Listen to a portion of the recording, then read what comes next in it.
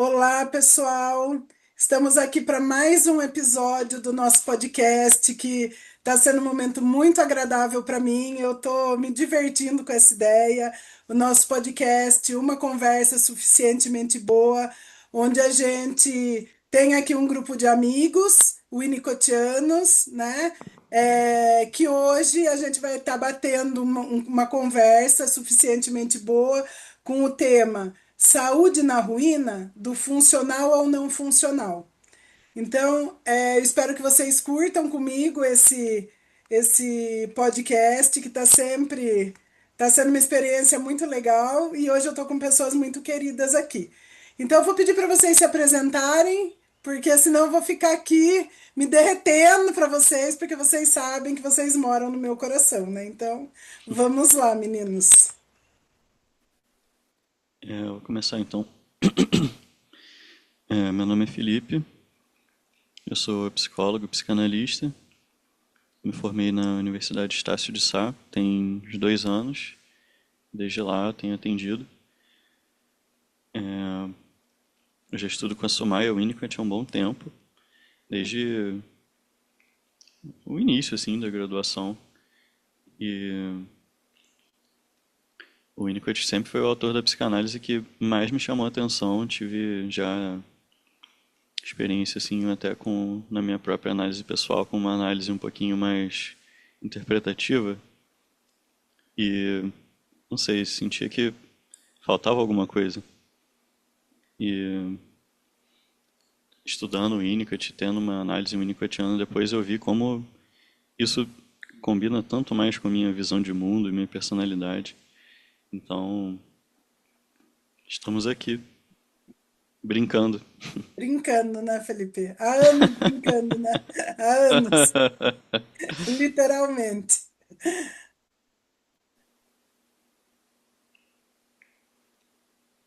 E meus colegas tímidos vão falar. Vamos lá, então também vou me apresentar. Meu nome é Caleb, eu sou psicólogo, psicanalista. Me formei em 2017 na Universidade de São Francisco. É, Tive experiências muito boas na graduação, então, né, sendo muito auxiliar de alunos com deficiência, trabalhei com autismo, com síndrome de Down. Mas tive bons resultados nos atendimentos na área da saúde, o que me fez fazer o mestrado em saúde coletiva na Unicamp. Né? Lá eu trabalhei com um projeto relacionado à aceitabilidade de apoio matricial, por exemplo, indo mais para o campo da saúde pública, né, como uma estratégia ali de compartilhamento de um cuidado em saúde mental, né? E aí eu conheci o Winnicott, né, também, tendo ali uma experiência diferente em análise, como o Felipe também comentou, né? Eu acho que isso é uma coisa bem né, comum entre nós, acho bem interessante a gente pontuar. E conheci o Winnicott a partir desse entendimento, né, da saúde, né, e dos sintomas, né, como uma forma da gente, do indivíduo conhecer mais a si mesmo, né, e, e, né, e problematizar mais aquilo que ele sente, né? E isso ser um ponto que a gente né, não se organiza a partir das patologias, dos sintomas, mas sim daquilo de como de como o indivíduo compreende, né, o próprio sintoma. E isso me chamou muita atenção, o que me fez, né, também trabalhar há alguns anos, como psicanalista em Winnicott. Né, atualmente estou como supervisor e professor da Universidade de Anchieta, em Jundiaí. É, Talvez alguns alunos possam, né, estar me ouvindo aqui também, posso estar compartilhando vou estar compartilhando esse podcast com o pessoal. E conheci o Winnicott em Foco, que me trouxe assim uma visão muito maior, muito mais né, a partir da SUMAI, uma compreensão ainda maior de Winnicott, né, e a partir disso, né, também hoje sou filiado e aluno do Instituto Brasileiro de Psicanálise Winnicottiana e estou como sócio da página Winnicott.online, né, trabalhando com dois grupos de supervisão, né, clínica, juntamente com o Thales. E é isso. Passo a bola para você, Thales. Gente, meu nome é Thales, eu sou psicólogo clínico e psicanalista em constante formação. Bom, sou membro do Nicotin Foco, acho que estou aí nessa jornada com o Winnicott desde 2018, por aí, onde eu fui, na época dos estágios ainda, entrar em contato com ele, né? E depois, de 2021, por aí fui encontrar a Sumaya, que é um achado, assim, né, na vida de todo mundo. E é isso, né? Estou aqui em Lavras atendendo, né? Estudando nesse processo de formação aí contínuo. Então, eu queria agradecer, né, primeiro, que vocês estão aqui há muitos anos já, e a gente estuda junto, mas a gente não só estuda, a gente se diverte, né, nos nossos. Entre os casos graves, a teoria, sempre a gente tem espaço para uma para uma brincadeira e uma risada. E eu acho que o tema que vocês escolheram vai bem nessa vertente, né? O que é estar em ruínas, o que é ser funcional, saúde ser funcional, ou será que estar em ruínas não é um processo de saúde também? Enfim, eu queria saber como que vocês pensaram nesse tema, meninos, enfim, vamos ampliar essa ideia que vocês trouxeram como temática. E aí, Thales? Bom, eu acho que é um questionamento muito pertinente, assim, porque eu acho que até dentro da própria psicologia, não sei se existe esse olhar, né, sobre se o funcional, né, sobre aquilo que é funcional, se tem saúde, né? E às vezes eu vejo o movimento da própria psicologia em contribuir para às vezes, tornar as coisas funcionais, mas não necessariamente saudáveis, né? E aí eu acho que ler o Winnicott, né, compreender essa teoria que ele desenvolveu, estar constantemente questionando isso, né? Será que essa saúde, será que funcionalidade é sinônimo de saúde? Eu acho que é um questionamento super válido, né? Durante a prática clínica, durante os estudos de casos, né? Porque, assim, nós, às vezes vamos nos deparar também que no senso comum, talvez seja a visão da maioria das pessoas, né? Que saúde seria esse sinônimo de estar sendo funcional, mas a gente estudando o Winnicott vai reconhecer que não é tão simples assim. Inclusive ele traz, né, Thales, como característica diagnóstica não a questão da funcionalidade, mas a questão da espontaneidade. E a espontaneidade como reflexo de um eco do verdadeiro self, né? Então, isso para ele seria saúde.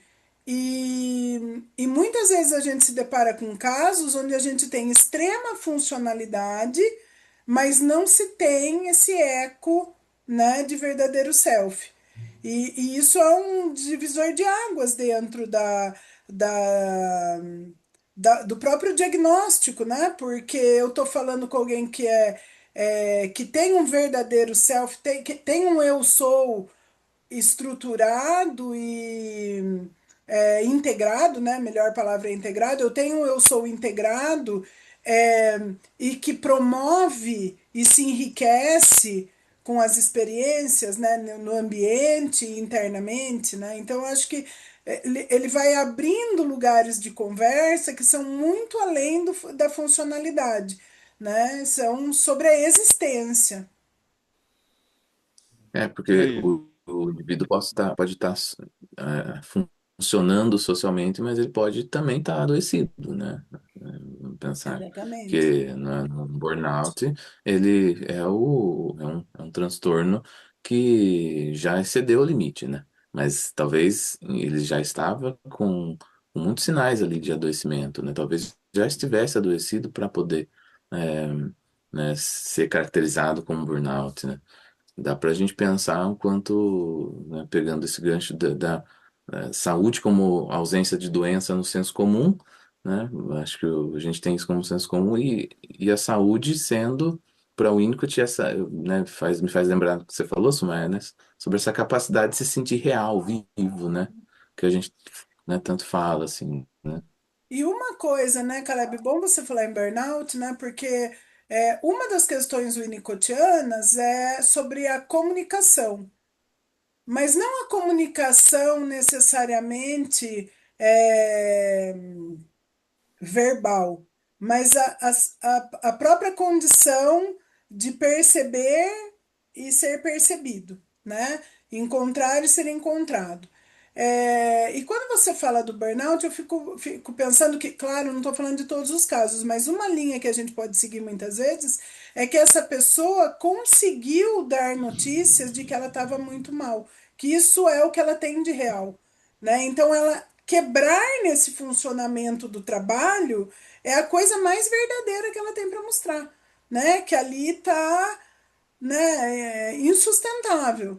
E ela ficou muito tempo naquele funcionamento que muitas vezes pode até ser workaholic, né? Mas é, tem, né, se tem prestígio, se tem boa remuneração, tem muitos ganhos sociais, mas a hora que ela quebra, talvez ela esteja trazendo o que ela tem de mais verdadeiro, né? Que é essa fragilidade que estava ali o tempo todo, né? Então, Ela acho que em muitos aderiu casos ao é assim. Oi? funcionamento. Ela aderiu, né, à funcionalidade do Uhum. trabalho, né, e assim, nesse momento onde ela quebra, que você está falando, ela começa a aderir a algo sobre a saúde dela, né, se a gente for Tu pensar. começa a trazer o que ela Ela, tem de verdadeiro, né? Que é essa fragilidade psíquica, né? Embora antes você estava vendo alguém super bem, super organizado, bem-sucedido e tudo mais, e de repente, quando tem esse colapso, que a gente está chamando muitas vezes de burnout, ou outros nomes, né? É, a gente encontra o que essa pessoa tem de mais real sobre ela, né? A fragilidade, é, enfim, muitas vezes falhas importantes da integração psicossomática, não em todos os casos, mas muitas vezes, né? Eu tô até pensando aqui que duas pessoas diferentes na mesma situação, a gente pode pensar como para uma delas faz sentido se manter nessa posição e é até enriquecedor, e para outra é uma coisa que está tendo um custo ali muito grande, mesmo que a gente não esteja vendo de fora, né? Que necessidade dela ela está abdicando para se manter nessa posição workaholic, por exemplo, que muitas vezes a gente nem vai ver de fora, né? E será que ela tem o privilégio, né, de poder ter esse colapso, por exemplo? Essa é uma pergunta que a gente pode fazer aqui. Então, acho que aí você falou duas coisas, Felipe, assim, extremamente importantes. Acho que daria um podcast inteiro para cada uma, né? Porque são coisas a se pensar. Mas acho que uma coisa é que para colapsar eu preciso de um ambiente seguro. Então, eu encontrei de alguma maneira, algo suscitou essa condição de colapsar, né? Um ambiente de cuidado, de alguma forma, né? A outra que eu acho que é tão importante quanto é esse lugar que não são só sinais e sintomas. Então, isso que você disse de eu tenho os mesmos sinais, os mesmos sintomas, o mesmo diagnóstico. Às vezes tomo o mesmo remédio, se tomar remédio, mas a etiologia para cada um, né, para cada um desses indivíduos é totalmente diferente. Então, para um pode ser só um processo depressivo, né, sintomático aquele momento ali de vida e ele começa, passa e termina sem grandes implicações. Para outro, pode ser uma fragilidade de uma integração muito primitiva do self. Algo muito, como fala? Muito da estruturação daquele indivíduo no sentido de integração do self, né? Algo lá do início, falhas muito precoces. Então, a sintomatologia é a mesma, mas para um pode ser apenas a vida sendo a vida, para outro pode ser um colapso, né? Nessa defesa que se organizou, que é esse falso self extremamente funcional, né? Então, olha a grandeza de diferença entre uma situação e outra, né? E o quanto é importante a gente estar aberto para as duas hipóteses, né? Quando a gente se depara com um novo atendimento. Exatamente, porque nunca dá para a gente partir do princípio de que aquela pessoa que chega com tal queixa, ela é igual a tal coisa. A gente sempre vai ter que entender, pelo menos no universo winnicottiano, qual é a etiologia dessa tal coisa, né? Então, dentro do CID, do DSM, ela pode ter até o mesmo nome, né? Mas de onde ela vem, por que que ela se desencadeou dessa forma, aí é o diagnóstico winnicottiano. E a gente tem vários escritos do Winnicott mostrando que muitas vezes a única coisa que essa pessoa tem de verdadeiro é a condição do colapso, né? É o que ela tem de mais verdadeiro para ser mostrado, né? É a única coisa verdadeira. Tem um ponto aí, né, sobre essa diferenciação do que há no senso comum, né, do que é saúde, estar bem, né, comparado ao que seria aí descrito por Winnicott na teoria dele, né. E me chama a atenção que às vezes as pessoas vão descrever que a saúde está relacionado mais à ideia de um bem-estar mental. E aí que eu acho que o Winnicott faz de uma forma muito, eu acho fantástica, é diferenciar que não é porque há o mental que aquilo é sinônimo, né, dessa condição de saúde, assim. E aí coloca em cena a questão dessa integração, né, como fundamento para essa saúde, assim. E aí, nesses casos, né, de burnout, às vezes o funcionamento que existe é esse funcionamento mental, que parece que, né, de uma forma muito potente, tenta lidar com tudo e abarcar tudo aquilo que é exigido, só que em algum momento esse mental já não vai dar conta mais. E aí esse colapso é quase que inevitável, assim, né? Porque vai lidando, vai juntando, vai tentando, só que aí chega um momento que não é mais possível, né? Abordar com o Winnicott, que não mais é sobre esse mental, mas sim sobre essa psique integrada no sono, e, e a forma com que essa integração foi desenvolvida para, sim, ter condições de ter uma saúde, né? É algo nós, que o nosso olhar tem que estar atento, porque às vezes o sintoma ele é só um sintoma, mas ele também pode denunciar essa possível etiologia, né? De onde que veio, assim. Ou seja, dá para dizer que a saúde poderia estar muito mais numa situação em que uma pessoa sente que ela está escolhendo não estar tranquila do que uma outra pessoa que, por exemplo, não tem escolha em estar tranquila. Você pode Então, falar mais. eu acho que vamos começar aqui pelo que o Thales estava falando, Felipe, mas não perde aí esse seu ponto de vista, que eu acho que é uma outra coisa bem interessante para conversar. Mas eu acho que o Thales falou um negócio importante, que é uma diferenciação teórica de aspectos mentais, psíquicos e somáticos. Então, não é a mente que está doente, né? É todo esse processo que faz parte da integração em níveis diferentes, obviamente, né? Mas a questão é essa integração psicossomática, né? Que pode correr riscos por algum motivo, se há algo muito precoce que está acontecendo, ou até situações necessárias da vida, do próprio viver, do próprio processo natural do desenvolvimento, onde eu tenho fases de mais ansiedade ou mais fantasias, por exemplo, momentos edípicos, ou no início da vida adulta, ou na adolescência. Então, a gente tem fases na vida onde existe uma demanda psíquica, né? E automaticamente aspectos psicossomáticos, né, ali se apresentando de uma maneira mais intensa.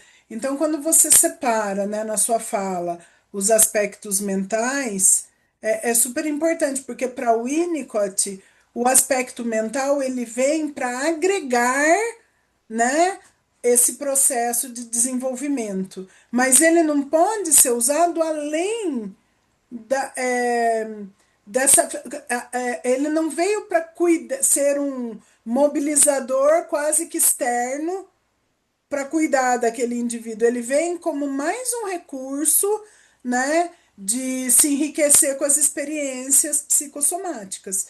Então, quando esse aspecto mental ele está em um funcionamento muito exacerbado ou, em outros casos, retirado, a pergunta não é se esse mental está doente, a pergunta é o que está acontecendo que esse mental seja um hiperfuncionamento ou um hipofuncionamento, o que está acontecendo que ele não tá usando a potência dele como deveria ser, né? Então, é muito importante porque isso é uma característica da teoria winnicottiana, né? Entender que esse mental, por exemplo, às vezes não está disponível, não porque eu tenho uma deficiência ou que eu tenha um TDAH, às vezes é o próprio processo de desenvolvimento que promove esse, olha, calma, agora a gente não está, né, tão ativo, tão, né, não estamos usando todas esses recursos agora, a gente está mais retraído ou estamos mais envolvidos com as experiências corporais, ou, né, enfim, sei lá. Mas eu acho que essa característica do mental, acho que é uma bola interessante essa que você trouxe, Thales, porque só a palavra mental é uma ordem de estudo em Winnicott. Ela é uma tarefa de estudo do psicanalista winnicottiano, de quem estuda o Winnicott, né? Ela por si só, né? O que você estava falando mesmo, Felipe? Retoma, por favor. Não, essa analogia do Tales me fez pensar como estar tranquilo não é necessariamente sinal de saúde, né? Porque você pode estar tranquilo porque você não tem outra escolha se não ficar tranquilo. Você não pode nem arriscar entrar num estado mais excitado. Sim, E aí, e isso que você está falando vai desde uma coisa de um rompimento, alguém muito frágil que não pode sequer sentir excitação, e eu não estou falando excitação sexual, tá? Genital, estou falando excitação da vida, porque a própria instintualidade é sentida como invasora. Isso são falhas muito primitivas. Ou eu posso ter já um adolescente, vamos para um outro ponto, que talvez seja difícil para ele se haver com as excitações, porque ele está com muitas fantasias homo e heterossexuais e isso está, né, muito vibrante dentro dele. E se ele tem uma família extremamente religiosa, onde essas coisas sejam extremamente ameaçadoras, esse processo que é natural se torna invasivo também. Tá? Então, eu estou dando um exemplo de alguém que teoricamente chegou lá com condições suficientemente boas e a própria excitação se torna um problema. E eu estou falando de alguém que nem sentir nada pode, porque a própria excitação é invasiva. Então, em um caso, o próprio corpo promove esse essa agonia impensável, e no outro, as fantasias. Já alguém amadurecido, as fantasias, né, causam sintomas, mas que são muito próximos aí, muito mais próximos de uma, de uma saúde, vamos dizer assim, tá? Eu acho difícil isso que a gente está conversando. Às vezes eu sempre fico pensando assim, como é para as pessoas escutar o Input pela primeira vez mesmo, sabe? Porque a gente vai lembrando do nosso Invasivo e processo agonia de impensável. aprendizagem. Porque academicamente o Input é muito simplificado, né? Com esses conceitos de mãe suficientemente boa, holding, handling, apresentação de objeto, tudo mais. Você encontra definições, você não encontra um sentido facilmente. Então, parece que a gente está falando de uma série de paradoxos aqui, e a gente vai filosofando, né? Mas fica muito difícil mesmo, às vezes, fazer essa leitura, psicanaliticamente, do funcional ou não funcional, porque a gente precisa passar por esses olhares, né, que a gente está tendo aqui. Só que aí, como a gente vai fazer isso, né? Também eu fico pensando aqui, acho que a gente precisa definir um pouco para eles, de repente, que estão ouvindo, para quem está ouvindo, essa ideia de psique e soma e mente, né? Porque a psique, que como ela é vista como como um conceito que, né, na psicanálise tradicional é movida pela pulsão, pelo biológico, né? Aqui o Winnicott está falando de uma psique movida pelas experiências psicossomáticas, né? E esse soma né, que vem dessa experiência com o próprio corpo, né? E aí a mente tem, eu fiquei pensando quando estava ouvindo, assim, a mente, né, a gente vê, a gente entende, estuda que ela organiza essa experiência, ela é um adorno, né, do psiquissoma e tal. E aí a gente podia fazer essa pergunta, né? Que uso essa pessoa faz dessa mente, né? Se a gente for pensar assim, que né, nesse exemplo do burnout ou de outros exemplos também, que é onde as pessoas se sentem ali muito sobrecarregadas, né, muito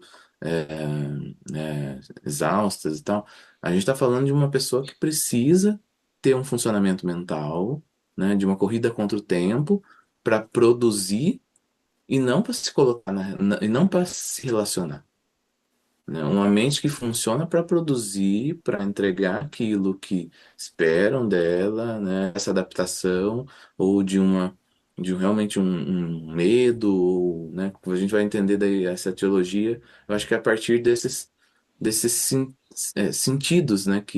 É, que o uso dessa mente ou que não é um uso, como a gente diz, mas é um uso no sentido assim dessa necessidade. Essa pessoa precisa ser assim, ela precisa estar em constante é, produção, né? Nessa excitação demais, ou talvez, né, de não excitação, mas é, uma mente que precisa funcionar de forma padronizada nessa história de vida, assim. Fiquei pensando, né? Eu E- não sei se eu vou atropelar assuntos aqui, mas aí é que o uso que a pessoa faz disso, mas também é que uso que a sociedade também faz uso dessa pessoa que faz isso. Uhum. E é, existe esse reforço, né, de, por exemplo, quando a gente pensa numa pessoa do burnout, né, muito provavelmente ela vai estar sendo reforçada ali, né, naquela carreira, naquele sucesso, naquele retorno financeiro, né, nessa coisa do alto desempenho e, sei lá, muitas das vezes sobre o lucro, sobre produção, né? E aí a pessoa faz uso da mente, mas também às vezes tem esse ambiente que faz uso daquilo que ela, da forma com que ela age, né?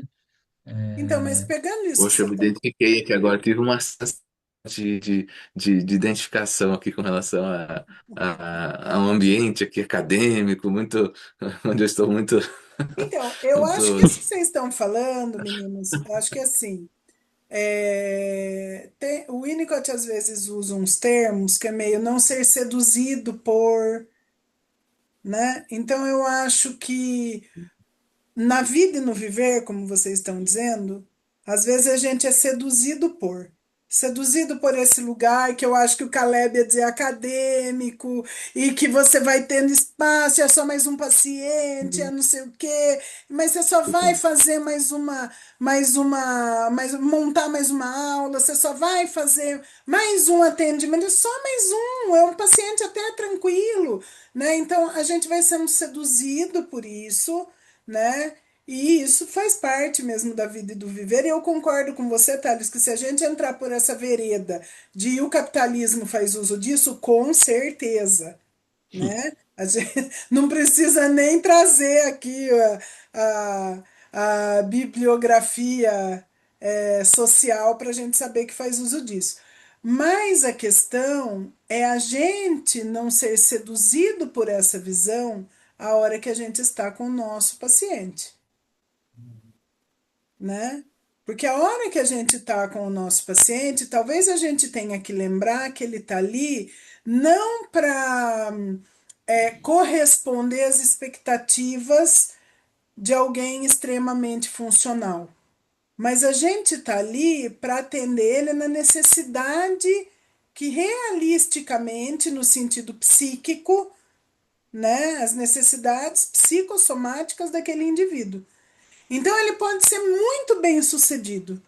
Ele pode ser, de fato, uma pessoa que está ali na pauleira e, enfim, tudo mais, mas que pelo menos ali nos 50 minutos que ele possa ser encontrado, não a partir de referências capitalistas e sociais, mas a partir de um cuidado pessoalizado, Então, né? a partir do mental, né, desse funcionamento que ele já tem. Exatamente. Então, é óbvio que a gente vai fazer uso do mental, afinal de contas, né, a gente interage por aspectos cognitivos, mas para alguns pacientes, inclusive, esse mental vai até sair do palco psicanalítico ali com aquele paciente, porque ele vai precisar do divã como colo e não como lugar de interpretação.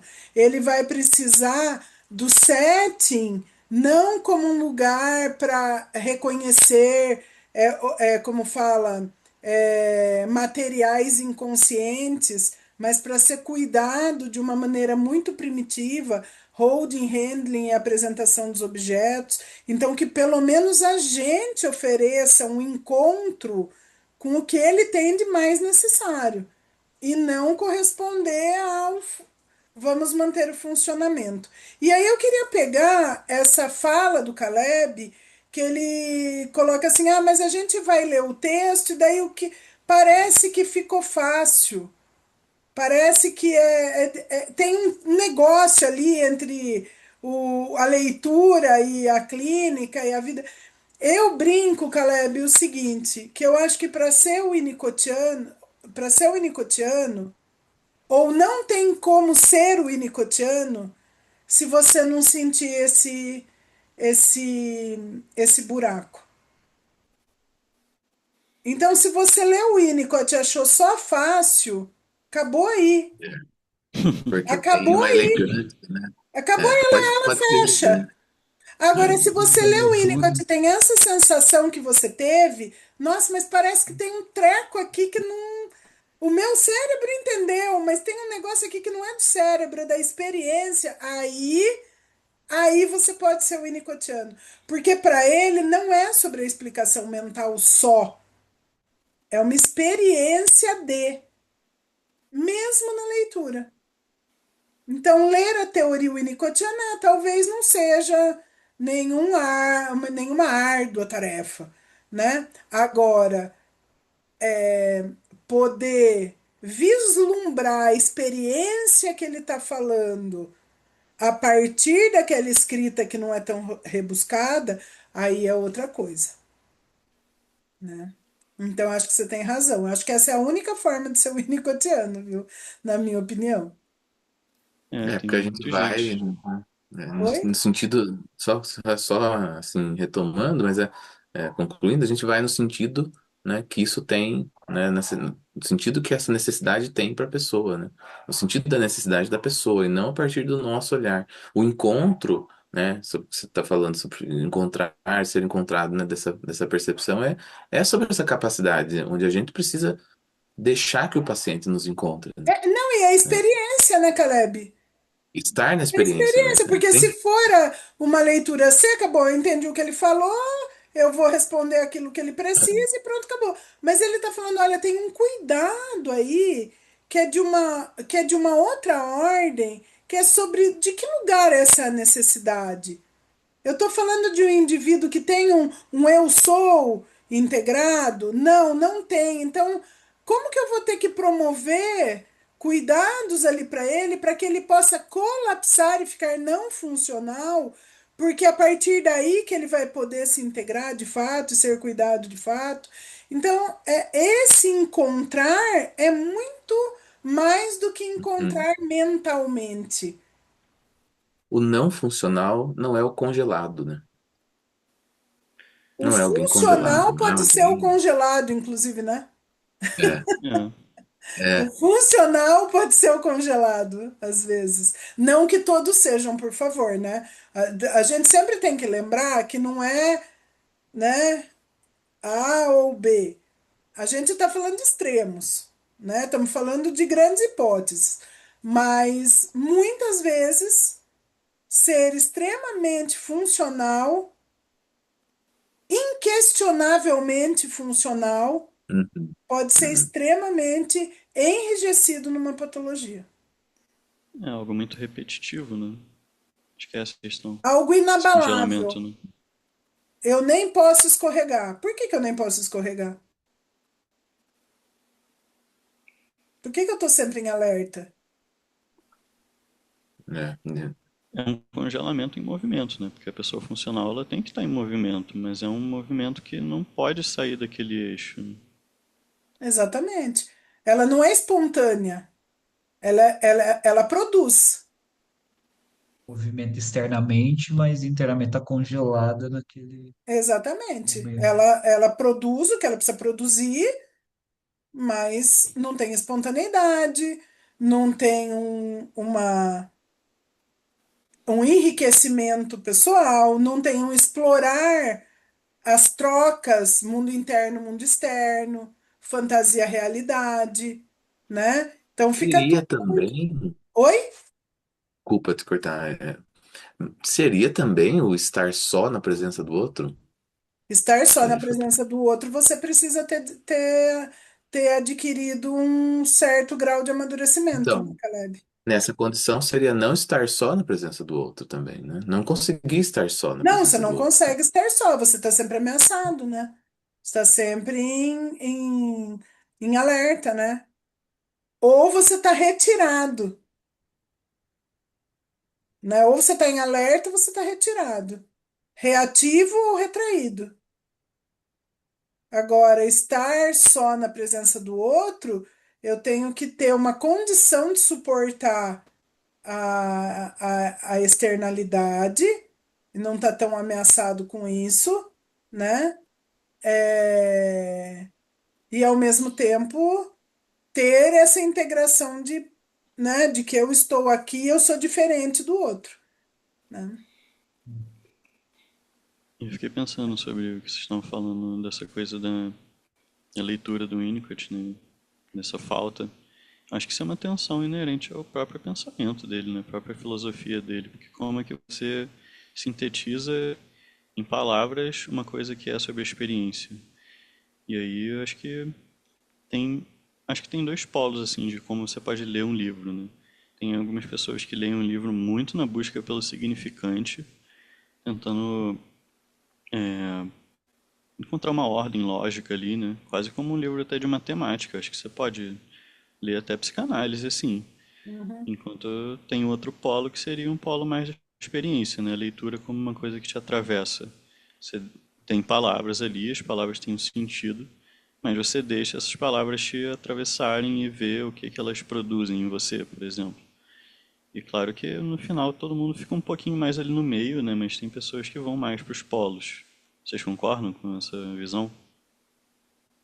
Eu concordo com tudo que você falou, Felipe. Eu só acho que o Winnicott, ele eu acho que ele provoca essa questão da experiência, então cada vez que você lê, você só vai encontrar o que você pode. Então, eu não vou encontrar além daquilo que eu posso. Então, a Sumaia que leu hoje vai ser diferente, e vai encontrar hoje naquele texto é diferente da Sumaia que vai encontrar o ano que vem no mesmo texto. Então, a gente só encontra aquilo que a gente pode, não é o que o nosso intelecto quer, é o que a gente pode, né? A gente nem alcança às vezes, ou a gente encontra coisas que a gente nem imagina. Então.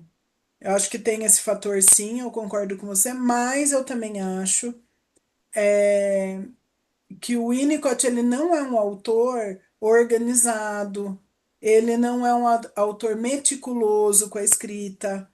Então, muitas vezes, quando ele deveria trazer uma coisa mais fechada, no sentido de, olha, eu estou falando desta temática teórica, às vezes ele traz um exemplo que você não sabe de onde veio para onde vai, então ele traz um recorte, porque ele quer mostrar aquele fenômeno, né? E você acaba ficando com um fragmento. Acho que até a sensação ele quer provocar isso, né? Ó, você tem um fragmento, é isso aqui, né? Então é muito difícil, muitas vezes, você organizar a construção teórico-clínica dentro do trabalhar o winnicottiano. Eu acho que nesse quesito o Winnicott não nos ajuda muito, né? Por isso que a gente tem que ter, pelo menos para os que se empenham, né, nisso. E entender que o Winnicott exige um estudo sistematizado, né? Porque senão fica tudo muito solto, né? E acho que às vezes as pessoas no mundo da psicanálise não entendem que o Winnicott precisa de um estudo sistematizado, porque tem essa leitura, como o Caleb falou. Não, mas eu entendi tudo. Não, você entendeu, mas daí você já não tem a crítica de que tem algo ali que é de outra ordem, né? Será que você entendeu habitando, né, a sua própria experiência também como, Isso. né, Você se analista? aproximou do que ele está falando, da experiência, você pode se aproximar, aí o negócio começa a mudar de figura, né? Eu não sei, mas pensando nos podcasts que eu já ouvi, eu acho que agora caberia falar algumas coisas do tipo que o Winnicott em Foco tem um espaço para poder estudar o Winnicott, né? Você tem uma formação Sabe? que, né, começou, então, assim, eu acho, Mike, que não acredito que foi intencional, mas eu acho que deu essa abertura, porque a gente que tem a experiência de estar lá no Winnicott Foco e estudar e ver como isso, esse acompanhamento, né, até esse holding que a gente recebe, assim, por parte das pessoas que estão com a gente, isso nos ajuda a integrar a teoria, que eu acho que talvez seja essa palavra, né, de que temos que, nesse Eu não processo, estava ir pensando nisso, mas eu integrando. estava pensando no meu caminho com vocês. Tipo, há quantos anos a gente está aqui? Eu Pois é. agradeço a propaganda, achei ótimo, Thales. Né? O Thales mais marqueteiro do que eu, mas o Winnicott tem foco de fato, tem lá a formação acontecendo, mas eu estava na minha cabeça aqui brincando com quantos anos a gente estuda, Sim. né? E é um estudo, eu posso dizer assim, com uma intimidade para a gente brincar e trazer os casos difíceis e ficar nervoso, às vezes, junto de gente, nossa, aqui temos que ter mais atenção. E o quanto vocês se desgastam estudando. O quantas Sim. vezes vocês chegam ali, isso aqui, mas como que faz com isso aqui, ó? Não tô, onde que tá o creco LED, isso aqui? Então, eu estava pensando nessa sistematização da continuidade, que vocês estão há tantos anos estudando e vem o sentido disso, né? Vem o retorno na clínica disso, o retorno enquanto construção do psicanalista, né? E acho também que essa confiança que vai se estruturando entre nós também, porque só pode ter a supervisora se tem o supervisionando, né, gente? Só pode ter a supervisora se tem uma troca de cuidado. senão fica só a entidade. E acho que é interessante pensar que se a gente está falando de saúde na ruína, né? Pode parecer que nós não estamos nesse lugar de estar nessa ruína também, né? E isso que o Thales está falando sobre sistematicamente, né? Que a gente está comentando, sistematicamente estudar a teoria de forma aprofundada, né? Estar habitado ali. Não é sobre estar integrado o tempo todo, né? É estar Não. não integrado, né? É a gente poder estar nesse lugar também de não integração, Uhum. né? E poder contar com algo da confiança, né? Dessa relação, desse apoio. E isso faz a gente entender um pouco daí, na prática, né? Até para o analista, nesse lugar de saúde na ruína, né? De que essa Olha, ruína vem, né? Caleb, você foi para um lugar muito interessante. O bom do podcast, gente, é que a gente imagina um treco na nossa cabeça e a gente vai parar em outro lugar e eu tô me divertindo muito com essa história. Eu tô super animada com isso. E você falou um negócio, Caleb, que eu sei que a gente tem que tirar todas as devidas proporções, eu sei que a gente não está falando de desintegração psicossomática no sentido de agonia impensável, eu sei de tudo isso, Uhum. tá? Beleza. Mas isso que você disse da ruína do analista e da construção do analista, principalmente para quem está começando, suportar esse processo de início, você É, precisa contar com ambientes suficientemente bons. E eu não estou falando de mim, viu? O Caleb da supervisão, o Thales está ali trabalhando com psicólogos também, o Felipe está começando na clínica dele. Então, quer dizer, contar com pessoas, a gente atende, inclusive, psicólogos, né? Então, assim, esse processo de integra, não integra, integra, não integra, integra, não integra. Não lá do bebezinho, mas esse mesmo processo de maneira, como fala, em que acho que aproximações de experiência, né? é, Como fala, é você. Eu estou integrado ali enquanto profissional, de repente acontece alguma coisa, solta. Daí integra, daí solta. Por quê? Porque exige, né? Você tá com a teoria ali na a pronta entrega, mas você ter a sacada ali na hora, mas você tá ali com as suas sensações também, da sua experiência, da sua uhum. vida particular. Então, quer dizer, isso tudo tá funcionando de uma maneira integrada, em muitos momentos, né, a coisa não rola desse jeito. E tem uma parte, eu não vou saber onde está essa citação, gente. Quem quiser dar uma perguntada lá para o Ricardo que ele manda para vocês, ele vai dizer que o psicanalista, né, e que quando você trabalha com uma teoria, no princípio você é como um musicista, né? Ele usa o violoncelista, que você primeiro precisa ficar lendo a partitura e você vai mecanicamente, você está muito atento mentalmente fazendo aquilo lá. E aos poucos isso vai sendo integrado psicossomaticamente, daí você está tocando.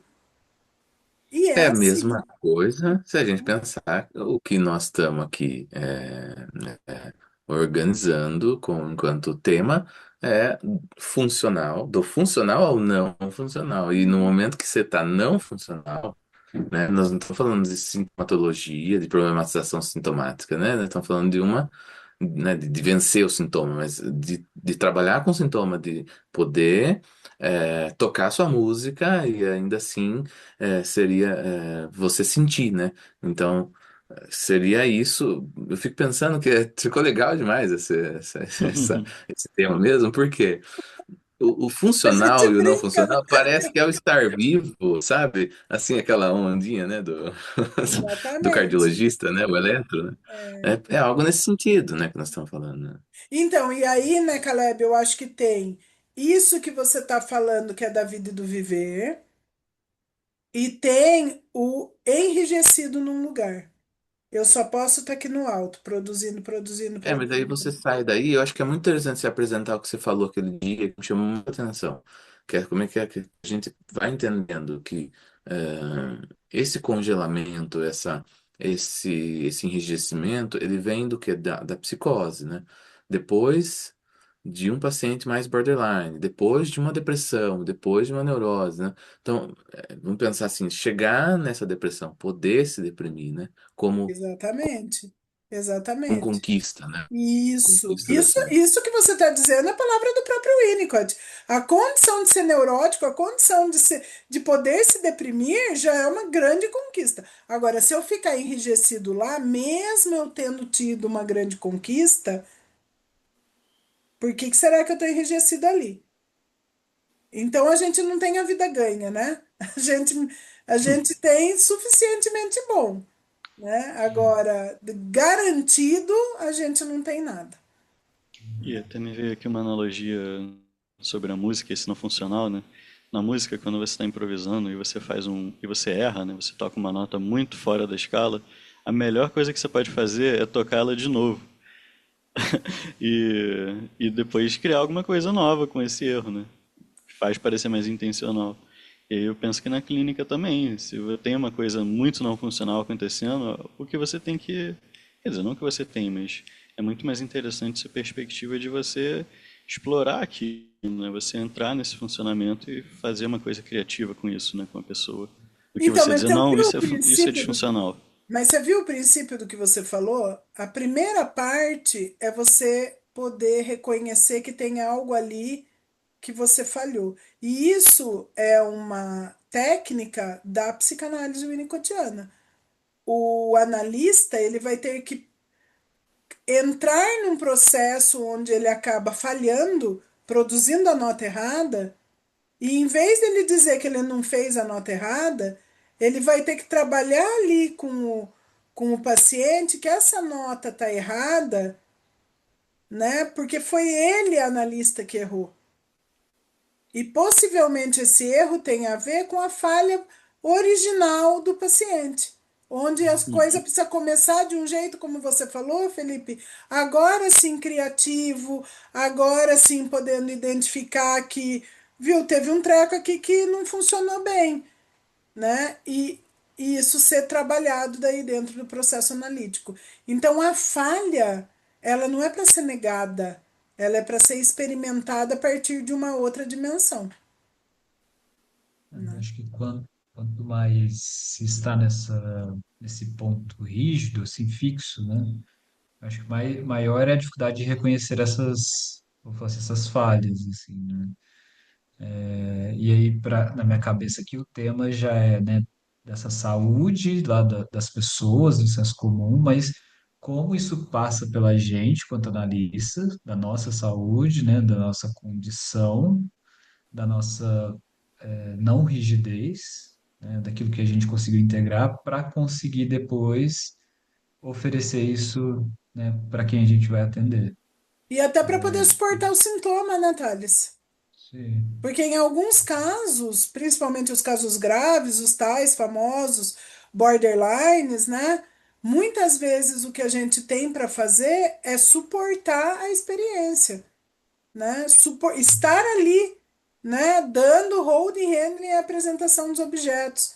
Ou, vamos ser mais otimistas, em casos depressivos, a sobrevivência do analista, né? Onde você vai ter que aguentar o ataque, a raiva, o incômodo, né? O querer sair dali porque aquilo né?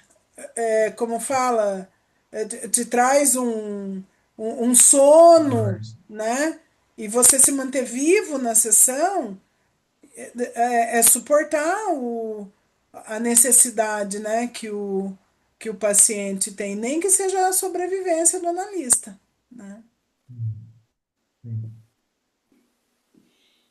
Você me falou, Thales, que você fez uma busca Pois é, inusitada, e como é que foi então, isso?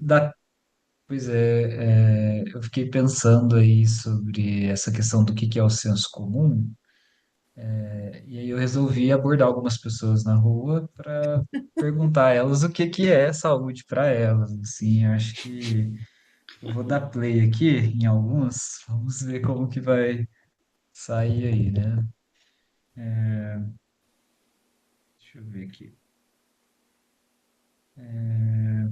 Tá. Oi, meu nome é Helena, tenho 15 anos. Para mim, saúde é estar bem tanto mentalmente quanto fisicamente. Deixa eu ver mais uma. E aí, assim, eu deixei muito solto para a pessoa poder falar o que ela achava, né? Então, só pegando essa, Thales, vamos um por vez, né? Hum, A pessoa, ela vai falar de um jeito comum. Você pegou pessoas na rua, que não, Uhum. né? X, né? É, e ela falou estar bem fisicamente e Mentalmente. mentalmente. O indivíduo falar isso, tá tudo certo. Ele tem que falar desse jeito mesmo. Tá tudo, não dá a gente falar isso. O Nicotiano não tem como falar isso. Porque mente, como disse o Caleb, né, uma parte especializada da psique, né? A psique, ela é formada pela elaboração imaginativa das nossas experiências, né? Nós somos psique-somas, ou seja, essa articulação entre psiquismo, né, e soma, corpo vivo tendo experiências. Então, a gente precisa olhar para as palavrinhas, até para a gente entender se a gente está falando de ruína ou se a gente está falando, né, de verdade, cuidado, necessidade e por aí vai, né? Então, não dá para exigir do outro, mas dá para. Vocês são exigidos, vocês sabem, né? Vocês sabem, né? Sair por aí reproduzindo, nossa, aí o bicho É, pega. Aí vai encontrar comigo na semana seguinte, já vem, né? Já É, vem com o band-aid, tosse, Maia. tá no jornal lá, né? A psicanalista, né, recomenda que a saúde é um cuidado físico e mental. Aí, Bem, nesse é, caso, a pessoa pode estar tranquila mentalmente, indo na academia, só que não de uma forma espontânea, nenhum dos dois. talvez nem exista ela, né? Existe uma reprodução de funcionamento só, né?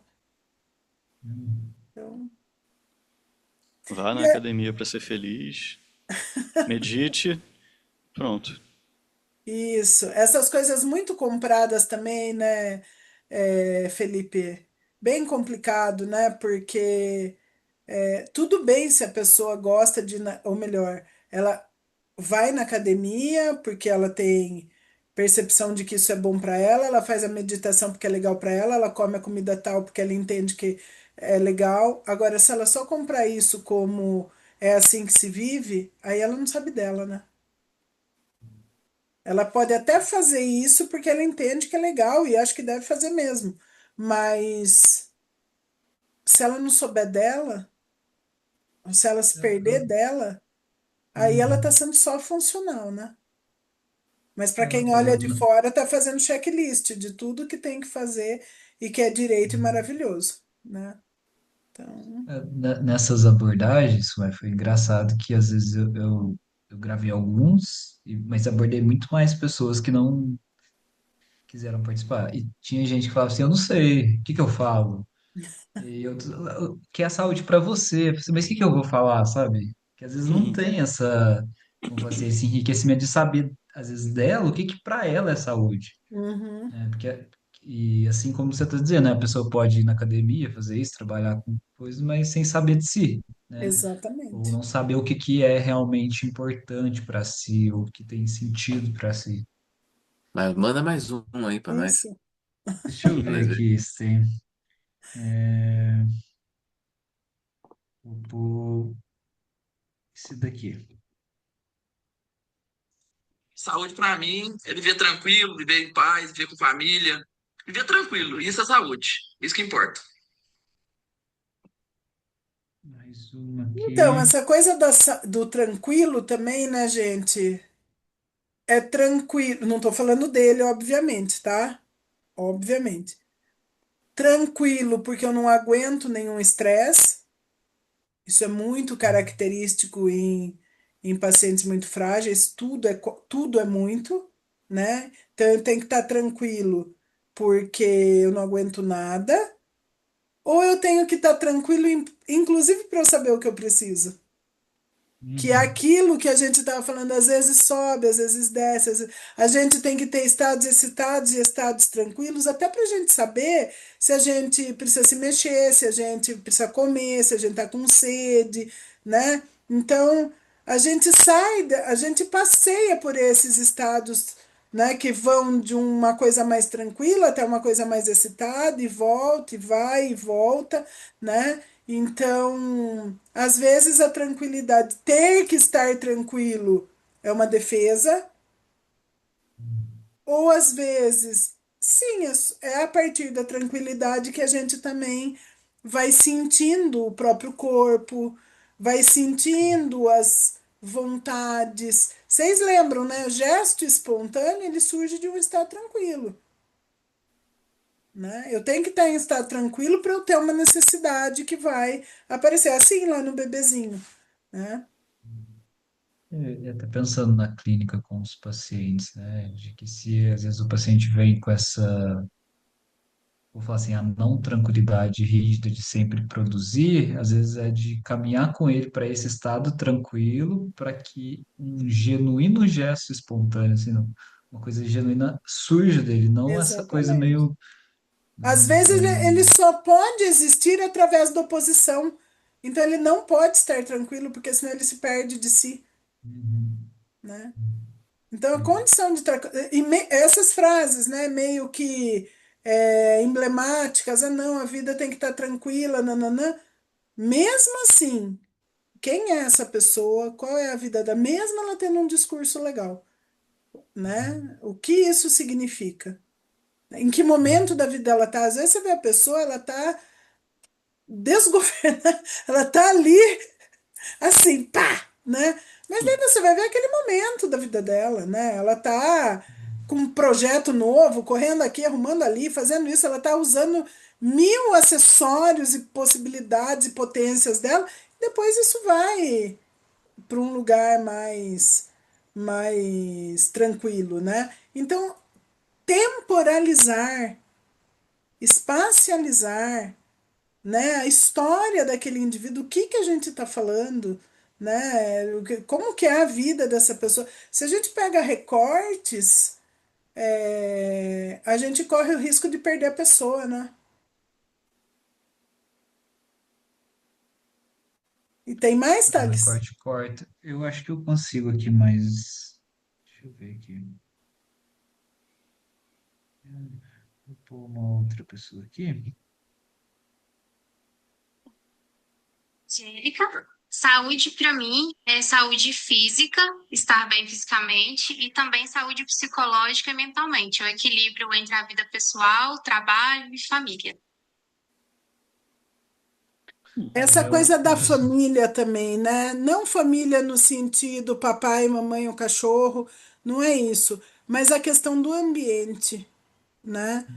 Quando, e aí é uma coisa bem winnicottiana, né? O Winnicott traz a questão do ambiente real, palpável, como algo fundamental e de que a gente nunca vai estar extremamente independente, né? Então a gente tem uma correlação de dependência, né? A gente, como fala, ecoa essas experiências que são essas trocas entre mundo interno e mundo externo.